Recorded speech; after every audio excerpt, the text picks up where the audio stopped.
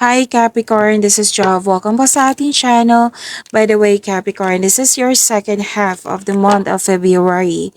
Gabay tarot reading from February 16 to 28, 2026. Gamitin ang reading na ito bilang gabay lamang. Tandaan, Capricorn, ito po ay general reading.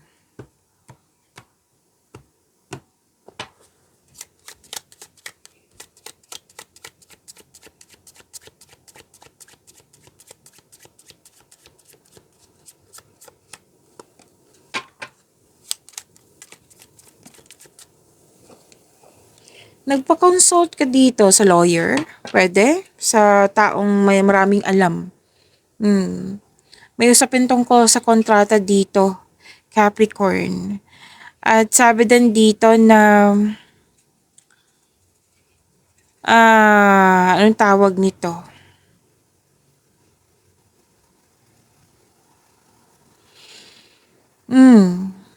May discussion nga eh. Discussion, pwedeng senior to, senior. Pwedeng gentleman to na more than 40 years old, lalaki. Yes, nakausap mo na you are,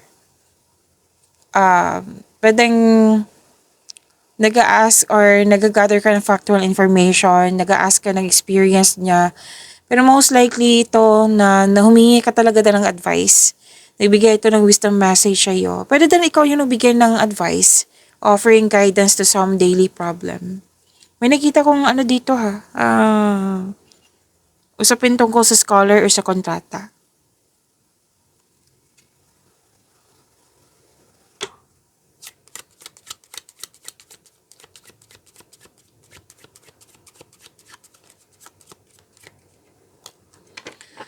Nabibigatan, nahihirapan ka, parang nahihirapan ka sumunod sa rules or may rules, may limitation.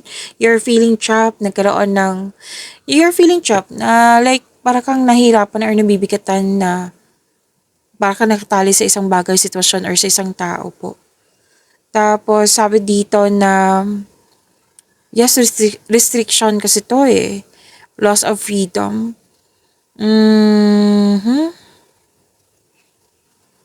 Stop punishing yourself, sabi ng yung card. Okay? And pwedeng may loss of connection sa isang tao, nagkaroon ng isolation, pwede din nabibigatan ka sa obligasyon or may naging dependent sa'yo. May pregnancy dito. Oo, may pregnancy ako nakikita dito.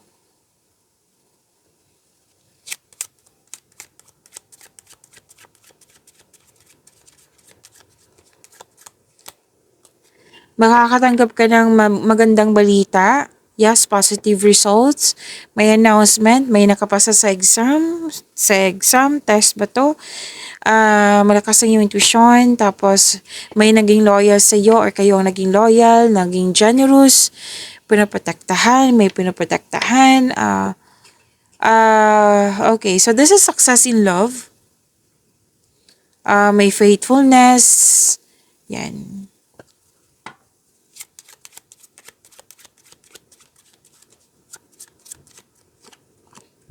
Pwedeng may bago kang kasamahan or bagong kaibigan or naging loyal tong friend sa'yo.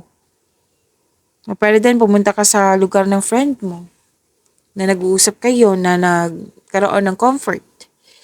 And makaka-receive ka ng magandang balita. May natutunan ka sa mga nakaraan. Yan.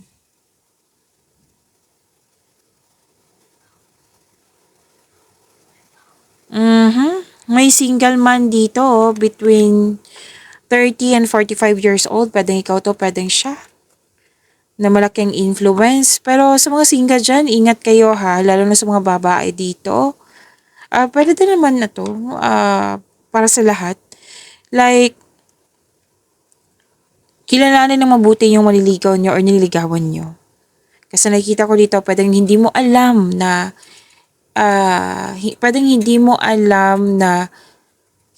committed siya sa iba. Like, makakapasok ka sa love affair or third party concern.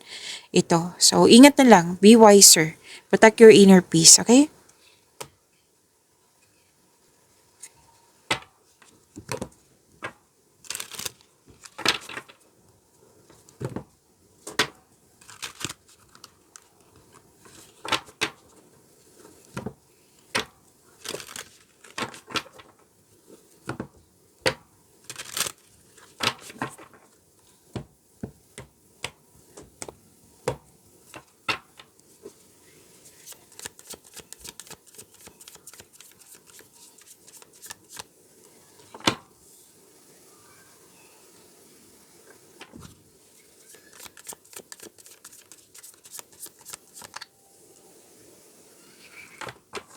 Capricorn, maraming salamat po sa mga hindi nag-skip ng ads. Subscribe na po kayo sa ating channel at click bell notification para updated po kayo sa bagong video natin.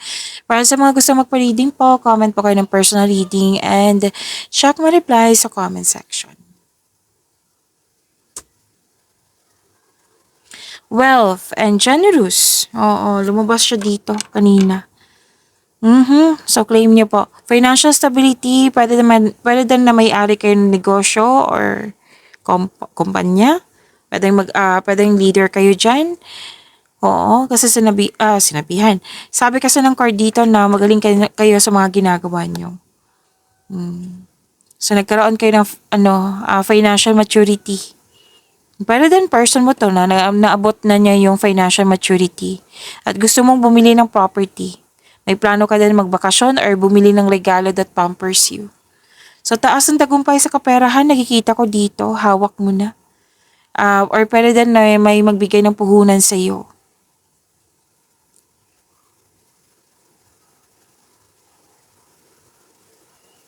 Malakas ang iyong intuition.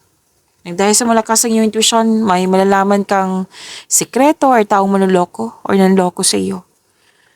Be careful kayo kasi may tao dito na hindi totoo sa iyo. Okay? May sikretong mabubulgar at maaari din mag-uusap kayo nito.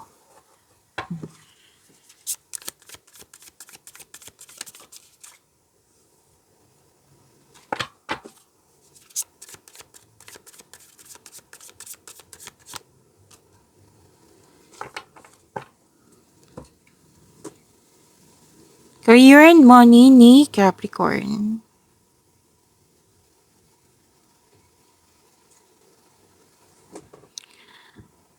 Okay, may parating na exciting na opportunity, chances para palawakin yung mga ginagawa mo dyan.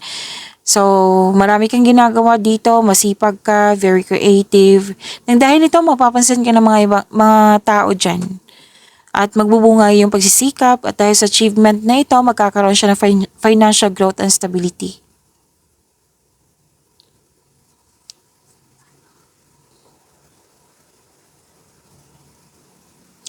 Okay, so mahigit pa to sa success. This is victory. Dalawang card po nagsabi dito na recognition, nakilala ka. May promotion ako nakikita dito, pagtaas ng kita, sweldo, allowance, or na yung posisyon. May financial growth pa rin. Ang ganda ng cards mo. May financial growth after a period of struggle. So, your discipline and the hard work are paying off. So, enjoy nyo po yung success na ito.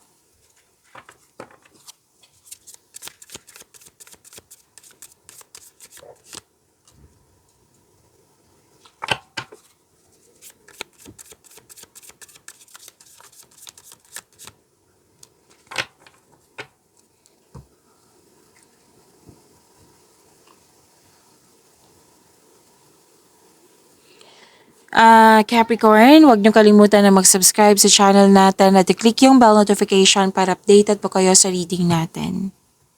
Love and romance, love life, self-love, partnership and romance. Sa mga single dito, may parating na partner na mabilis at posibleng bata pa sa'yo or youthful pang attitude. Oo, para sa mga relasyon, excited kayo sa coming monthsary, anniversary, or any kind of celebration na ito. At nag-uusap kayo ng masinsinan dito, oh.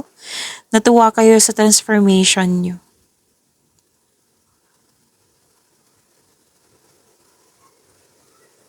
At sabi din dito na, okay, may concern kayo sa mataas ang ego. Lahat kayo.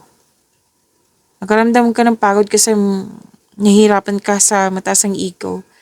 Pwedeng isa sa inyo, yan. So, kailangan mag-usap nito. Mag-usap kayo. Pwedeng hindi lang to sa person na. Pwedeng sa mga kaibigan. Kung sino man to. Okay? So, ma-overcome mo rin yan. Basta communication is the key. Pag-imanin niyo po yung blessings sa binigay sa inyo, Capricorn. See you tomorrow. Maraming salamat po.